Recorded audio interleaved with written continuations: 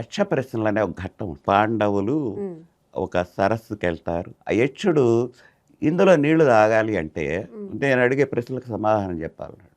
సహదేవుడు ఎవరి గోలంతా అయినాడు, నీళ్లు తీసుకున్నాడు, పైకి వచ్చాడు, పడిపోయినాడు, మరణి. ఎంతసేపటికి సహదేవుడు రాకపోతే నకులుని పంపించారు. అదే పరిస్థితి.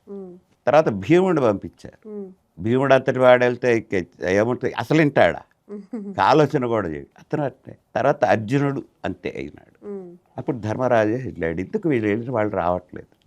వెళ్ళేసరికి ఇదే యక్షుడు ప్రశ్న వేశాడు. నా ప్రశ్నలకు సమాధానాలు చెప్తాను, అడగండి చెబుతాను. సరే 100 ప్రశ్నలు వేశాడు.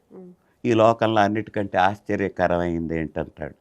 పుడుతుంటారు, పోతుంటారు, కానీ చూసినటువంటి వాడు నేను ఇక్కడే ఉంటాను అనుకోవటం. ఒక వ్యక్తి పుడతాడు, పోతాడు, కానీ ఆ తర్వాత ఇంకొకడు నేను ఉంటాను అనుకుంటా. ఎందుకంటే ఆశ్చర్యం లోకంలో అన్నిటికంటే ఓర్పు కలిగింది ఏంటంటే భూదేవి ఇట్లా అన్నీ చెప్పుకొస్తాడు.